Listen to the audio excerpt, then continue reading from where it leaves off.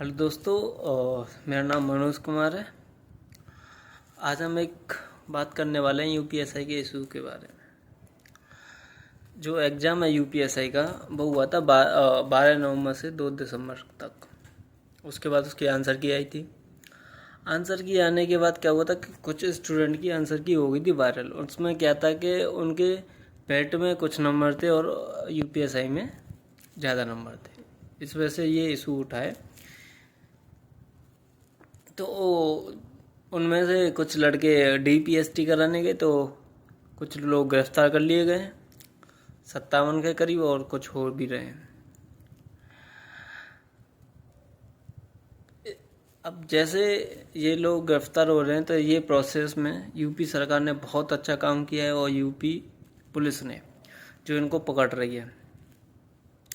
आज से पहले ऐसी की कोई भी भर्ती नहीं है जिसमें ऐसे बेहतरीन तरीके से काम किया गया हो कि लोग पकड़े जा रहे हो। ऐसा कुछ नहीं हुआ था, लेकिन इस भर्ती में बहुत ही पारदर्शिता, पार्शियलिटी दिखाई जा रही है यूपी सरकार द्वारा और यूपी पुलिस के द्वारा।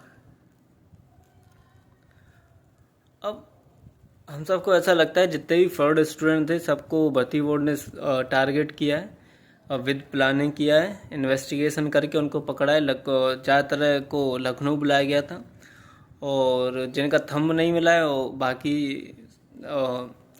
सेंटर पर पकड़े गए। और एक एग्जाम्पल सेट किया है इन लोगों ने कि आगे से अगर कोई भर्ती पे, आगे आने वाली कोई भी भर्ती हो, पुलिस हो, कांस्टेबल हो, लेखपाल हो, वीडियो हो, कि अगर कोई भी ऐसा काम करेगा तो उसको यूपी गवर्नमेंट नहीं छोड़ेगी। एक एग्जाम्पल सेट कर दिया इन्होंने कि आगे से तुम अगर पैसा दोगे तो हम तुमको जेल में डाल देंगे। और ऐसा करने वाले 1000 बार सोचेंगे कि एक तो पैसा जाएगा और जीवन भी बर्बाद हो जाएगा और डिबार भी हो जाएंगे एग्ज़ाम देने से, ज़िंदगी खराब। अब बात करते हैं इको गार्डन पर जो ये चल रहा है। यहाँ पे क्या है कि देखो, सब अपनी रोटियां सेक रहे हैं। सबसे यहाँ पे 2 लोग हैं इको गार्डन में, एक तो कोचिंग वाले, एक नॉन सेलेक्टेड स्टूडेंट है। अब कोचिंग वाले, इनका क्या प्रोसेस रहता है, यही सरकार से सब कुछ कराना चाहते हैं, यही सरकार से अपने अकॉर्डिंग सब कुछ करवाएंगे। जैसे इन्हीं को अपने हिसाब से एग्ज़ाम कब कराना है, इनको आंसर की कब निकलवानी है ना, यही सब कुछ अपने हिसाब से करवाते हैं। और ताकि एक मैसेज जा सके स्टूडेंट में कि देखो हम तुम्हारे लिए क्या बेहतरीन काम कर रहे हैं सरकार से भी।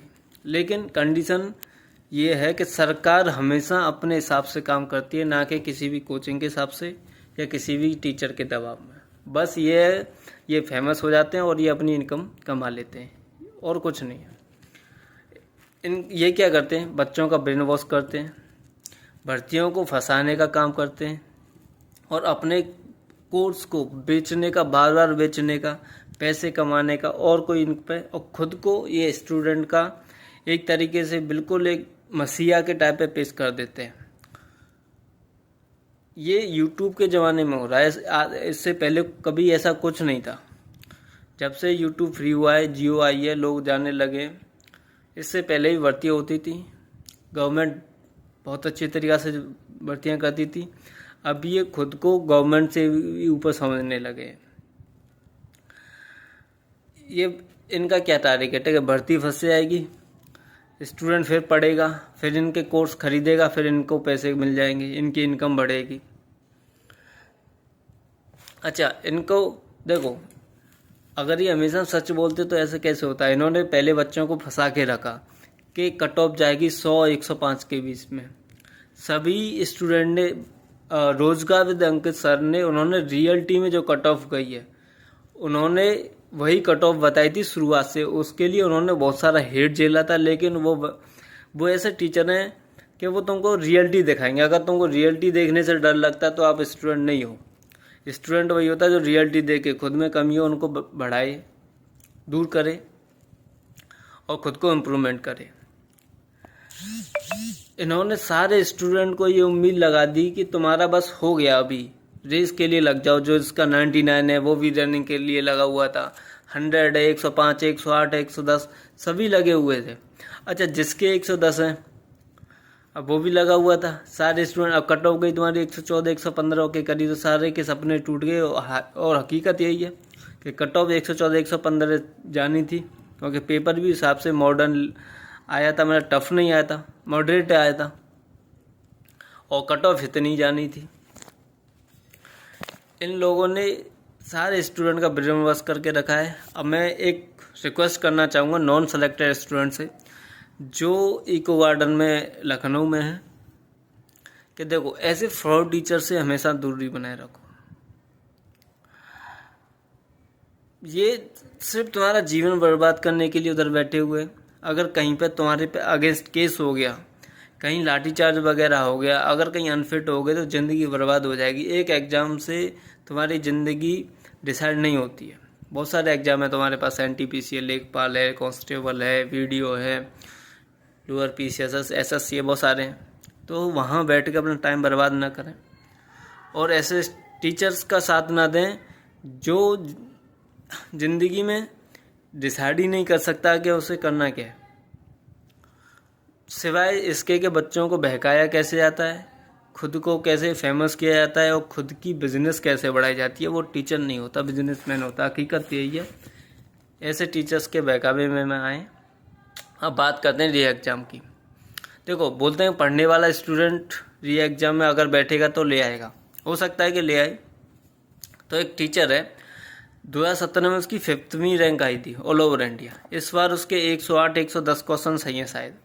तो 108 110 सही हैं, और नॉर्मलाइजेशन करके बाई चांस नंबर उसका आ गया है। तो उसकी रैंक इस बार 30,000 से ऊपर रैंक होगी। अभी आप एक बताओ, जो बंदा टॉपर था 5वीं रैंक थी, और इस बार उसकी 30,000 के करीब रैंक है, तो तुम कैसे बोल सकते हो कि जो बंदा ने पहली बार एग्ज़ाम दिया था दूसरी बार में वो सेम नंबर लेके आएगा? अगर जिसकी 5वीं रैंक है, अगर उस 1000 के भी रैंक में रहता है तो समझ में आती, लेकिन उसकी 30,000 के रैंक के करीब आ रही है, तो कौन देना चाहेगा ऐसे एग्ज़ाम? कि भाई हम पढ़ रहे अपने जज्बात के साथ। जिस टाइम हमारा एग्ज़ाम आता है, माइंडसेट अलग रहता है, मेहनत अलग रहती है, जोश अलग रहता है, प्रैक्टिस सेट देते हैं। कितने सालों की मेहनत होती है वो। एक बार जब ट्रेन पटरी पे आ जाए तो फिर वो चलती जाती है। अब ब्रेक लग गया कितने महीने का? 6 महीने का। तो मेहनत करने वाला बिल्कुल साइकिल होगा, लेकिन तुम ये नहीं कह सकते कि पहली बार जो एग्ज़ाम टॉपर बना है वो दूसरी बार भी बन जाए। ऐसा नहीं है। तो टॉपर क्यों दोबारा एग्ज़ाम देना चाहेगा भाई? और मैं ये कह रहा हूँ कि तुम लोगों से किसने मना किया था कि तुमको 108 ही करने, 110 ही करने? सब लोग, तुम मुझको भी बता, तुम लोगों ने बेहतरीन क्वेश्चन किए होंगे, 100 150 160 किए होंगे, लेकिन तुम्हारे 60 नहीं सही हो पाए ना, 120 नहीं सही हो पाए।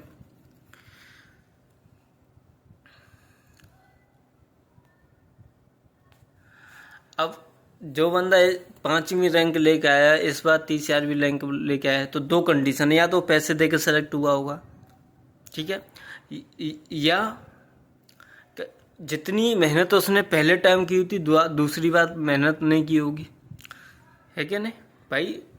2 ही कंडीशन हो सकती है कि जो बंदा 5वीं रैंक लेके आ रहा हो, इस बार 30,000 के करीब रैंक होगी, या तो पैसे से उसका नंबर आया होगा, या फिर उसने पहली बार जितनी मेहनत की होगी दूसरी बार में नहीं मेहनत की होगी। तो ये मेहनत वाली जो दूसरा वाला ऑप्शन है, सभी के साथ हो सकता है। जितनी मेहनत हम लोग पहली बार में करते हैं, शायद दूसरी बार में ना कर पाए सभी। और उसके बाद भी 6 महीने से लोग रनिंग कर रहे हैं। रनिंग के अलावा कोई भी किसी की पढ़ाई नहीं हो पा रही है। 6 महीने क्या, तुम किसी भी स्टडी को 4 महीने 5 महीने के लिए छोड़ दो, सारे स्टूडेंट भूल जाते हैं। री एग्ज़ाम उन बच्चों के साथ धोखा है। देखो, री एग्ज़ाम क्यों कराएं लोग? क्या जिन्होंने पास किया वो क्यों देना चाहेंगे री एग्ज़ाम? भाई ये धोखा है ना। 37,000 लोगों जो पास हुए उन सबके साथ धोखा है। कुछ स्टूडेंट थे 100-200, वो सरकार ने अरेस्ट कर लिए, बाकी तो भर्ती साफ है। और जो फ्रॉड करके आए थे उनको अरेस्ट कर लिया गया। अब भर्ती सिर्फ पढ़ने वाले स्टूडेंट की रह गई है, इसलिए कृपया पढ़ने वाले स्टूडेंट की ज़िंदगी आप ख़राब ना करें इको गार्डन में बैठकर, क्योंकि आपकी आवाज़ जो लोगों तक पहुंचती है ना, वो ब्रेन वॉश कर देती है। अपना तो आपने ज़िंदगी खुद ही बर्बाद की। लोगों की, जो पढ़ने वाले स्टूडेंट ने सेलेक्ट हो गए, उनकी ज़िंदगी ख़राब ना करें। और ये जो टीचर है वहाँ बैठ के सिर्फ अपनी फेमस होते जा रहे हैं, अपनी एक जरिया है इनकम का वो बढ़ाते जा रहे हैं और तुम्हारी ज़िंदगी को झंड करते जा रहे हैं। तो जो क्योंकि तुम वहाँ पे बैठे हो, और सरकार ने, भर्ती बोर्ड ने बिल्कुल सटीकता से साफ बिल्कुल इस भर्ती को रखा है अभी तक, और उम्मीद है कि भर्ती जैसे प्रक्रिया चल रही है पूरी हो और 9,534 परिवारों जो देख रहे हैं ये सपना कि उनका बच्चा सेलेक्ट होगा और सेलेक्ट होना चाहिए, भर्ती लगनी चाहिए, वो रुकनी नहीं चाहिए। इन जैसे टीचर्स की वजह से उन परिवारों का, उन बच्चों का सपना टूटना नहीं चाहिए। प्लीज़ इस बात को आप देखिए और सपोर्ट लॉजिकल चीज़ों को कीजिएगा। गांधारी की तरह आंख बंद करके किसी को फॉलो मत कीजिएगा। खुद का लॉजिक होता है, खुद की इंटेलिजेंस होती है, माइंडसेट होता है, उसका यूज कीजिए, अपना देखिए और इस भर्ती को प्लीज़ क्लियर होने दीजिए। और सरकार भी चाहती है कि क्लियर हो जाए, क्योंकि जितने भी इन्वेस्टिगेशन होनी थी हो गई और कुछ स्टूडेंट थे और पकड़े गए। ये बहुत बड़ी बात है और ये यूपी सरकार की सबसे अच्छी बात है, क्योंकि इससे पहले किसी भी भर्ती में से पकड़े नहीं गई, ताकि सबको पता है कि रियलिटी है, कहीं ना कहीं से भी कोई ना कोई जुगाड़ करके हर भर्ती में फंसा हुआ है, लगा हुआ है, वो कभी नहीं पकड़ा गया। लेकिन योगी साहब ने बहुत बेहतरीन तरीके से ऑर्डर दिए थे ताकि ये पकड़े गए। इससे ये बिल्कुल एक मैसेज आता है कि सरकार किसी भी कीमत पर फ्रॉड स्टूडेंट को इंक्लूड नहीं करना चाहती है किसी भी डिपार्टमेंट में। तो ये बहुत अच्छी बात है और उम्मीद है कि योगी सरकार इस भर्ती को क्लियर करके रहेगी। धन्यवाद। प्लीज़ जितने भी सेलेक्टेड स्टूडेंट हुए हैं एक अपना व्यू दें वीडियो बना के, ताकि लोगों तक एक नज़रिया बात पहुँचे कि ये जो इको गार्डन में बैठे हैं नॉन सेलेक्टेड स्टूडेंट हैं और ये वो स्टूडेंट हैं जो एक टीचर के कहने से उधर आए हुए हैं। बाकी वो अगर वो टीचर उधर से चला जाएगा, बाकी स्टूडेंट भी अपना पढ़ाई पर ध्यान देंगे, एनटीपीसी पे, लेखपाल पे, और सब कुछ शांत हो जाएगा। और प्लीज़ एक वीडियो सारे जितने भी सेलेक्टेड स्टूडेंट हैं कुछ एक मैसेज दीजिए लोगों को कि प्लीज़ ये बाधक ना बने इस भर्ती में और अपना इनकम का जरिया ना इसे बनाएं। और भी एग्जाम में प्लीज़ उनके लिए पढ़ाएं कि सिर्फ यूपीएसआई के आपने एक टारगेट बना के रखा है। जब से यूपीएसआई हुआ है इतना इसको खींच के रखा है कि इसकी बाल की खाल निकाल के रख दिया आप लोगों ने। आपको पढ़ाना तो आता नहीं है और सिर्फ भर्ती को फंसाना और यही ज़िंदगी में बच्चों का ब्रेन वॉश करना आता है और कुछ सीखा नहीं ज़िंदगी में आपने कि किसी भी जो 9,534 स्टूडेंट उनके परिवारों का क्या हुआ, आपने कुछ नहीं सोचा। धन्यवाद।